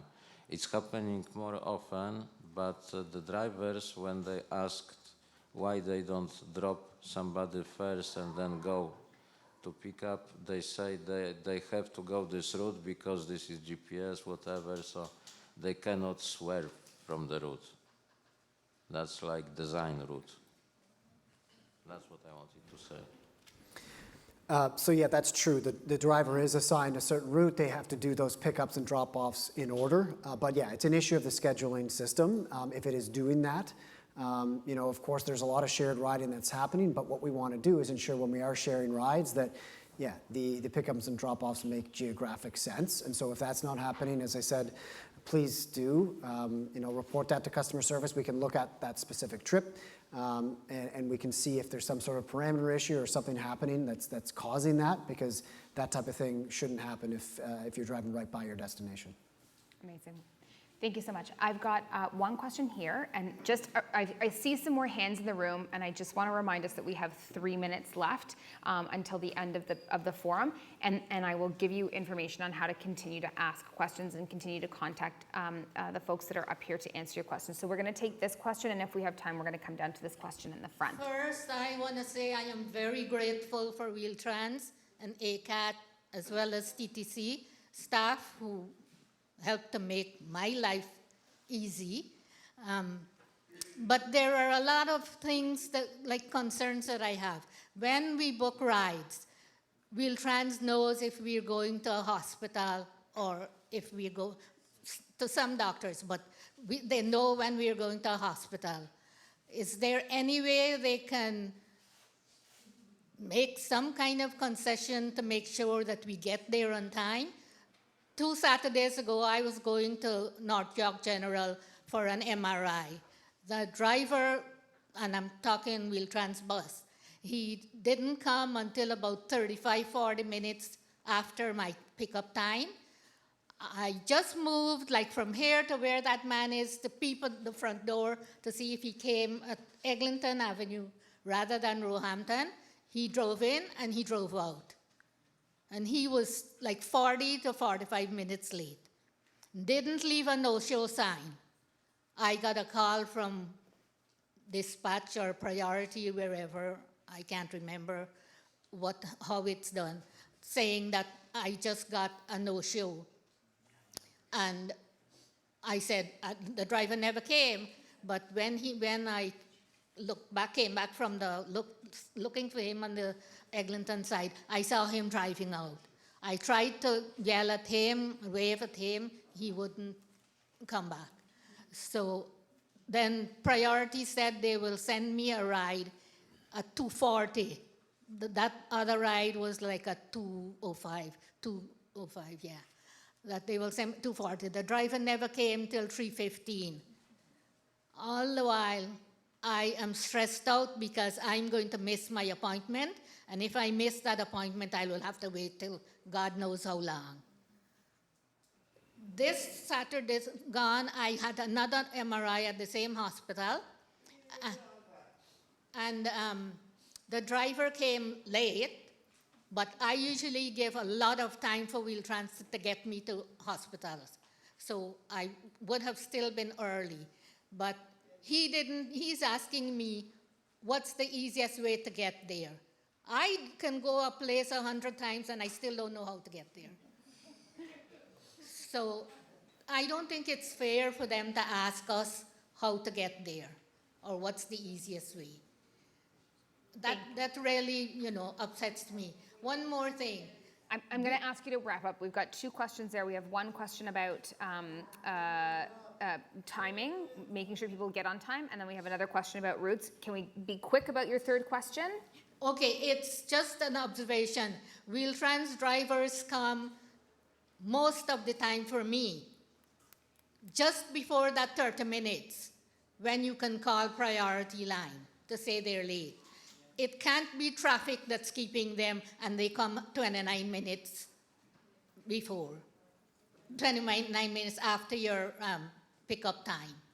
If you're sitting in a wheelchair and you have to come down because of elevators and stuff, you come down early and you sit there and then you wait so long for them. By the time you finish doing what you're doing, you do one thing for the day, which I am happy to do one thing for the day. But your feet are swollen, Okay. you're hungry, Thank you so much. can't go to the bathroom. I'm going to move us along. Thank you so much. We hear that last point. So first of all, I'm sorry for the experience when you're missing appointments and stuff. We never want that to happen, and we're doing our best to ensure we try to get everyone to their destinations on time. We have done a lot of work, my management team and I, over the past year to improve our on-time performance.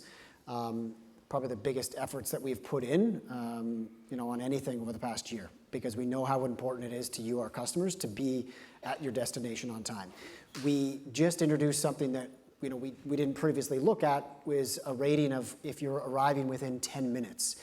I know there's a lot of talk about 20 minutes out there, and we really want to look at if our customers are arriving within 10 minutes of their scheduled time. And so what I'm happy to report is when we looked at last year, we were only getting customers there within 10 minutes 77% of the time. That's improved to over 87% this year. So some of the work we're doing has improved that situation. However, we do understand that that's still happening. We're trying our best to manage some of the traffic that's out there and to account for how slow sometimes it is getting around the city. And so, yeah, we're going to continue to work on that. We know it's very important to our customers. There are a couple little things that we're doing that will help. We are getting, I kind of spoke to an upgraded automatic vehicle location system that we're looking at in my presentation, something that's going to give the drivers the ability to have more information available to them. So it'll give them real-time traffic updates as they're going along their route. So people are familiar with Google Maps and apps like Waze.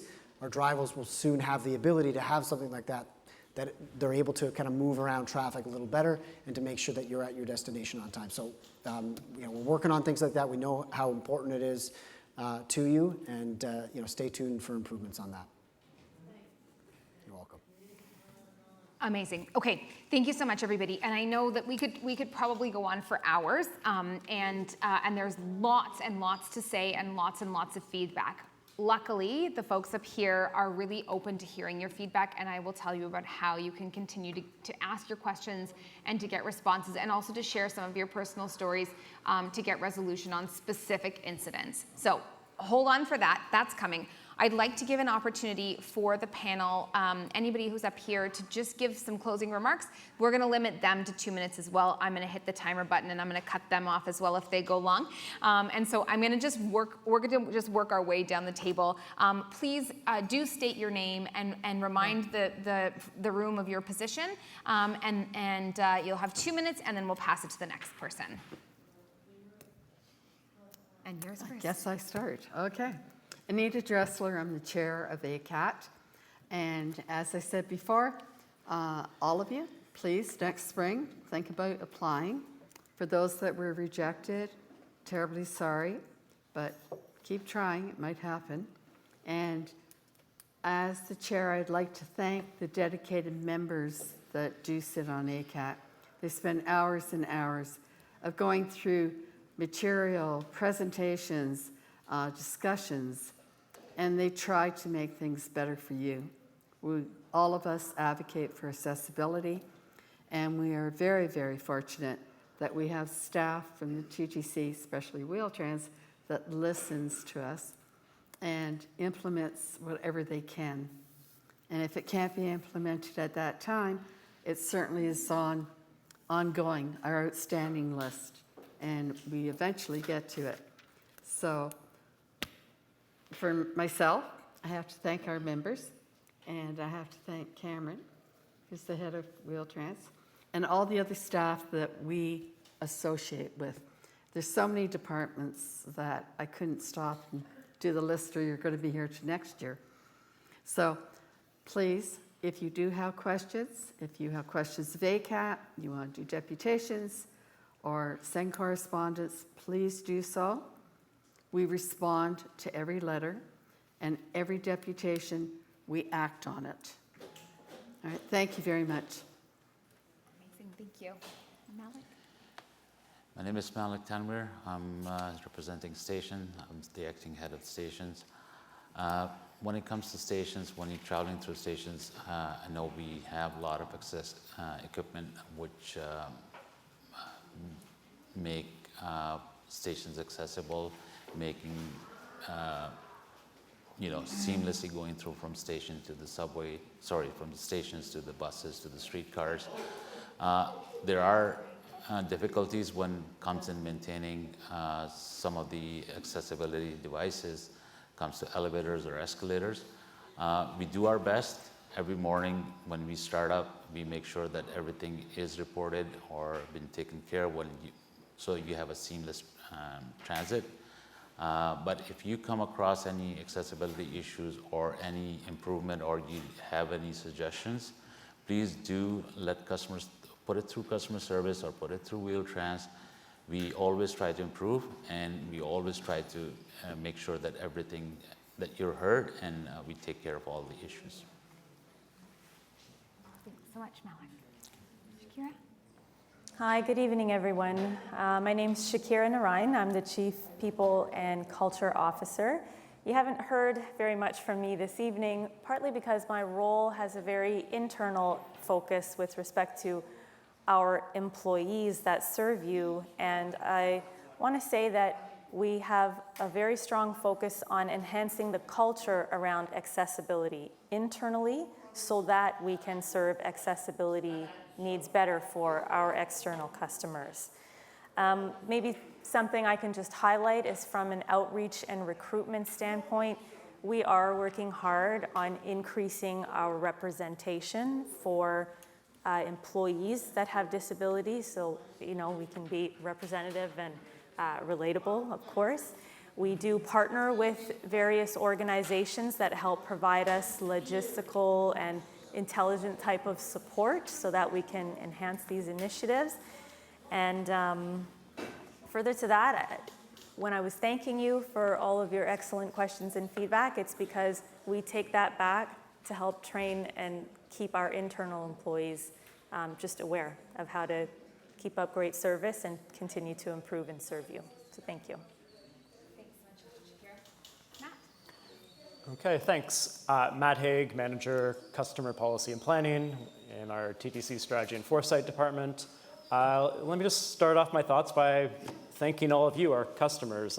Really appreciate that you took the time out of your Wednesday evening to come tell us what you think. So really appreciate all the feedback. We've heard a lot of great ideas here today, including some that maybe we haven't heard previously.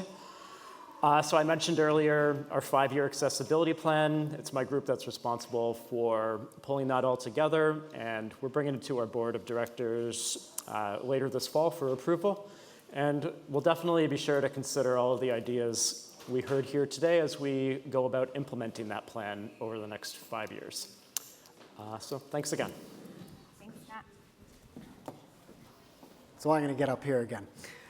So Cameron Penman, I'm the head of Wheel-Trans. So yeah, like my colleagues have said, we just want to thank you all for coming out tonight. The feedback is so valuable that we get at this forum every year. We absolutely do take these away and put together action plans to act on what we hear. And a lot of the improvements that you've seen recently, and certainly at Wheel-Trans, a result of public forums like this. So we're going to continue to do that.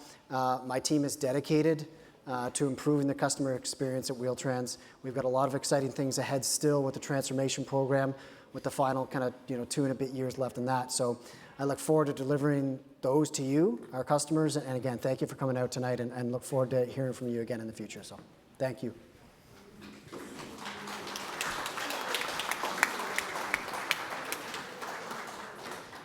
Thanks so much, Cameron, and thanks, everybody. Everybody was under 2 minutes. I'll let you know. They all did a very good job. I promise you that I would have cut them off.